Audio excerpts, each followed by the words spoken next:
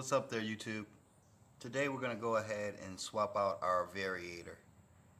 Currently I have 112 millimeter Variator stock in there, and I want to swap it out for the 115. It's a little bit bigger, so the belt will ride up a little bit higher.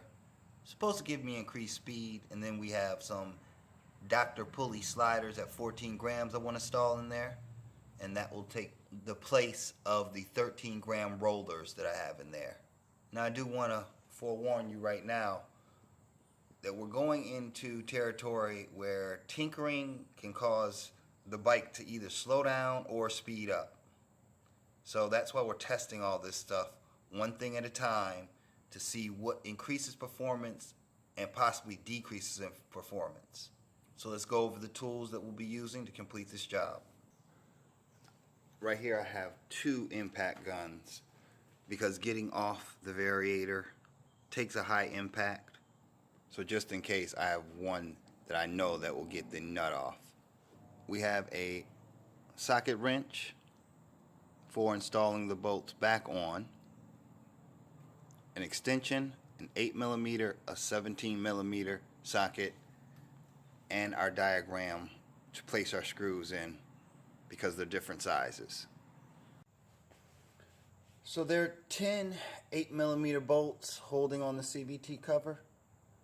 So let's start by taking those off. It doesn't have to be in any particular order.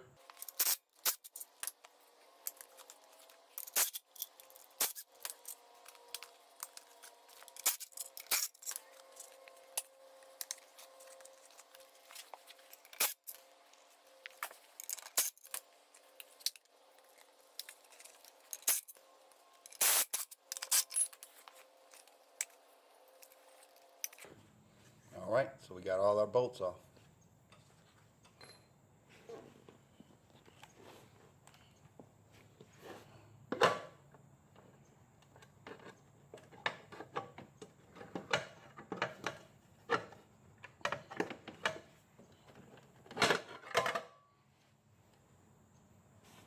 Now with the cover off, you can see our fan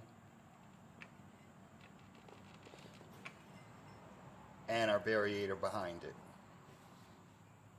And we're going to take our 17mm and our high torque impact wrench to get this bolt off.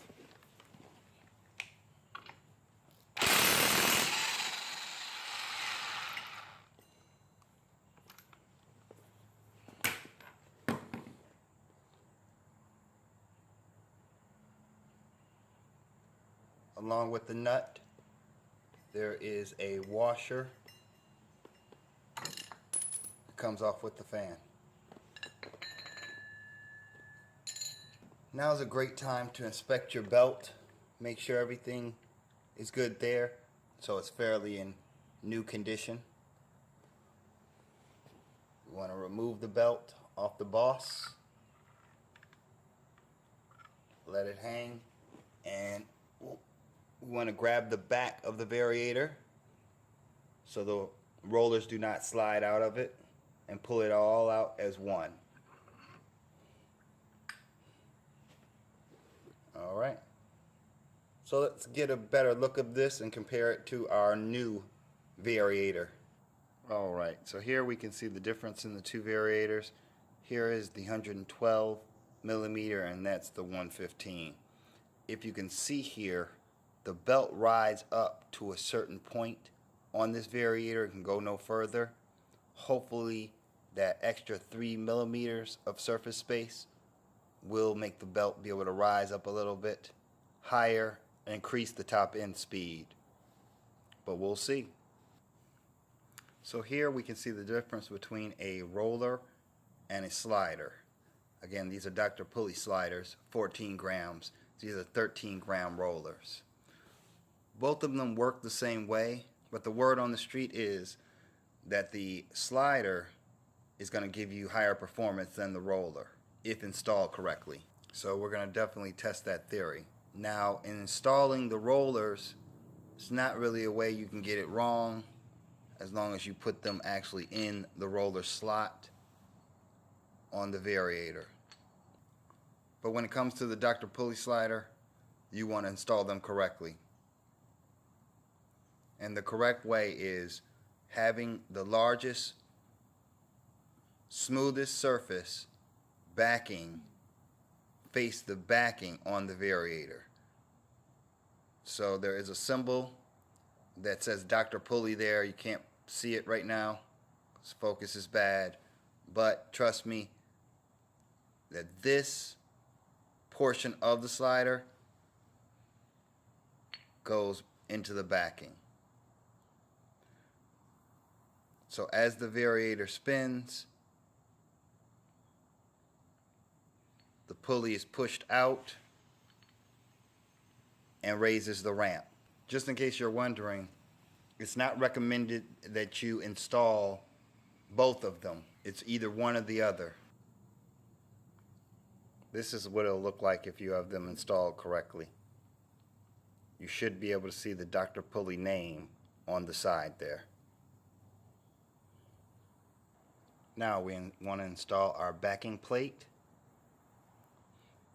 We want to line it up with the guides on the posts, because that's what they travel on to move up and down.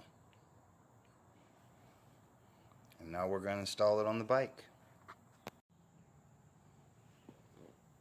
Now, when installing the variator back on, you want to be careful to keep it together. Because if I let this go, the sliders will fall out. So we want to put it back very carefully. Put our boss in.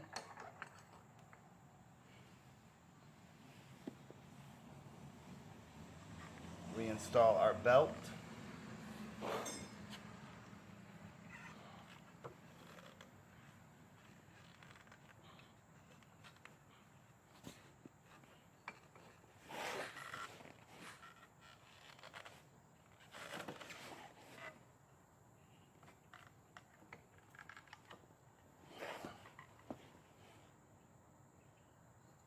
And put our fan back on.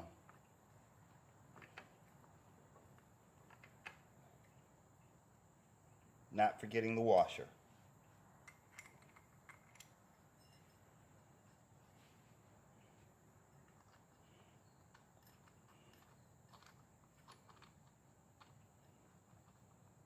Put our nut back on.